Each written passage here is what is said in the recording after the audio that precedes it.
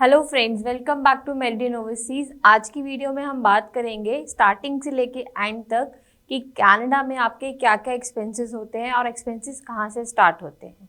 तो सबसे पहले जो स्टूडेंट को कनाडा में जो एक्सपेंस बियर करना पड़ता है वो होता है आइल्स का।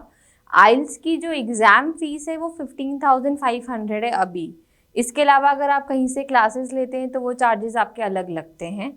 जब आपकी आइल्स क्लियर हो जाता है तो उसके बाद आपको जो नेक्स्ट आपको जो पे करना पड़ता है वो आप किसी कंसल्टेंसी के पास जाते हो। तो अगर कंसल्टेंसी के चार्जेस है तो वो आपको पे करने पड़ते हैं। उसके अलावा जब आप कोई यूनिवर्सिटी या कॉलेज शॉर्टलिस्ट कर लेते हो किस प्रोग्राम में जाना है, कहाँ अप्लाई करना है, तो कनाडा में मोस्टली कॉलेजेस की एप्लीकेशन फ़ीस होती है 100 से $150 रहती है। बहुत लिमिटेड ऑप्शन है जहाँ एप्लीकेशन फ़ीस नहीं लगती है। तो अगर आप 2-3 ऑप्शन लेके चलते हैं उसमें से अगर 2 की भी एप्लीकेशन फ़ीस आपको पे करनी पड़ती है तो मिनिमम $100 लेके चलते हैं तो इंडियन करेंसी में आपके $100 7-8 thousand के अप्रॉक्स पड़ते हैं। तो अगर आप 2 कॉलेजेस में अप्लाई करोगे तो वहाँ आपके अगेन 16-17 thousand रुपीज़ लगते हैं। तो नेक्स्ट जहाँ आपको पैसा पे करना है वो एप्लीकेशन चार्जेस का भी पे करना पड़ता है। उसके बाद आपको वेट करना पड़ता है कौन से कॉलेज से कब टर्न अराउंड टाइम क्या है, कितना टाइम लगेगा ऑफ़र आने में। उसके बाद उस अकॉर्डिंग आप अपना ऑफ़र चूज़ कर लेते हैं। अगर आपकी प्रेफरेंस होती है तो आप उस यूनिवर्सिटी कॉलेज का वेट कर सकते हैं। अदरवाइज़ जहाँ से आपको पहला ऑफ़र आता है सजेशन मैं यही दूंगी कि वहीं से प्रोसेस कर दें, क्योंकि हर ऑफ़र में कुछ ना कुछ डेडलाइन रहती है। अगर उस डेडलाइन तक अपनी फ़ीस या आप मिनिमम डिपॉजिट पे नहीं करते हो तो वो ऑफ़र एक्सपायर हो जाता है। तो इस अकॉर्डिंग आप प्लान करें कि आपका जो ऑफ़र है नेक्स्ट ऑफ़र आने से पहले या तो आप उस अकॉर्डिंग पेमेंट करें। फॉर सपोज आज का आपका ऑफ़र आज आया है तो जनरली हर कॉलेज 28 से 30 डेज अपना देता है एक्सटेंशन की आप इतने ड्यूरेशन में फ़ीस पे कर सकते हैं। तो आप नेक्स्ट 20 डेज भी वेट कर सकते हैं अगले कॉलेज के लिए, बट उसके बाद वेट नहीं करें। आपके पास जो ऑफ़र है उसी में आप अपनी पेमेंट प्रोसेस कर सकते हैं। इसके बाद जो अब आपका ऑफ़र आ गया, अब आपने ऑफ़र एक्सेप्ट कर लिया, तो इसके बाद जो नेक्स्ट जो आपको पेमेंट करना है वो आपको करना है, आपको यूनिवर्सिटी को 2 सेमेस्टर की फ़ीस पे करनी है।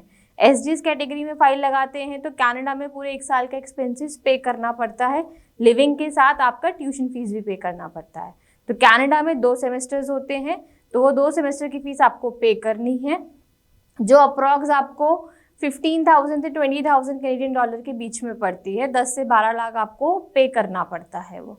उसके बाद जो एक्सपेंसेस आता है वो जीआईसी का आता है, जो लिविंग एक्सपेंसेस है वो भी आपको पे करना है। कैसे पे करना है, कहाँ पे करना है, इसके लिए मैंने एक वीडियो बनाई हुई है, आप वहाँ जाकर चेक कर सकते हैं। बाकी जो मिनिमम एक्सपेंसेस है जीआईसी का वो 10,000 कैनेडियन डॉलर आपको पे करना पड़ेगा, तभी आपका जीआईसी सर्टिफिकेट रिलीज होता है। जीआईसी की बाद जो एक्सपेंसेस है वो आता है फिर मेडिकल। पैनल फिजिशियन से जो आपको मेडिकल करवाना है, अभी करंटली जो इसकी चार्जेस है 5 से 7 हज़ार के बीच में है, तो वो आपको पे करना पड़ता है। फिर हम आते हैं कि आपको नेक्स्ट एक्सपेंस जो पे करना है वो है आपका वीज़ा लॉन्च के टाइम वीज़ा की फ़ीस और बायोमेट्रिक की फ़ीस, जो कैनेडियन डॉलर में 235 कैनेडियन डॉलर होती है। 150 वीज़ा की, 85 बायोमेट्रिक्स की। तो ये सारे एक्सपेंसेस हैं लाइन वाइज जो आपको कनाडा में जाने से पहले पे करना है। इसके अलावा अगर आपका वीज़ा आ जाता है तो आपको फ़्लाइट्स की, अकोमोडेशन की, सारे अदर एक्सपेंसेस है। तो ये एक्सपेंसेस तब हैं जब आपका वीज़ा आ जाता है। वीज़ा लगाने से पहले जो एक्सपेंसेस आपको इंडियन करेंसी में पे करने पड़ते हैं कनाडा में वो 18 to 20 लाख होते हैं। तो आप अपना बजट उस अकॉर्डिंग प्लान करें, आप अपनी स्ट्रैटेजी उस अकॉर्डिंग प्लान करें कि आप ये एक्सपेंसेस बेयर कर सकें और आपको कहीं से अननेसेसरी किसी से लेना ना पड़े। इसके अलावा मैं आपको ये टिप देना चाहूँगी कि अगर कोई इंडियन स्टूडेंट है जो लोन लेके जाता है तो 18 से 20 लाख का अगर आप लोन लेते हो तो आप अपना जो फीस नेक्स्ट ईयर का है वो अपनी पार्ट टाइम से इजीली निकाल सकते हो, जीआईसी से इजीली निकाल सकते हो। तो अपने एक्सपेंसेस अकॉर्डिंग प्लान करें, क्योंकि लोन जो है वो आपकी स्टडी के कंप्लीट होने के बाद जनरली स्टार्ट होता है हर बैंक में। तब तक आपको जॉब भी मिल जाती है और आप इजीली रिपेमेंट कर सकते हैं। तो ये कुछ आपको मैंने आज बताया है कनाडा में कि कैसे एक्सपेंसेस रहता है, कहाँ कहाँ आपको कितना कितना पे करना होता है। अब साथ ही कनाडा में सितंबर इनटेक की एप्लीकेशंस ओपन हैं। ऑलमोस्ट बहुत सारे कॉलेजेस के कोर्सेज को क्लोज हो चुके हैं, बहुत सारे ऑप्शंस अभी ओपन भी हैं।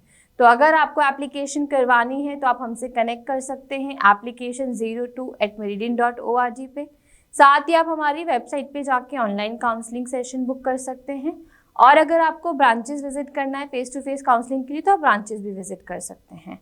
चैनल को लाइक कीजिए, सब्सक्राइब कीजिए और बेल आइकन को प्रेस कीजिए। थैंक यू, मिलते हैं नेक्स्ट वीडियो में।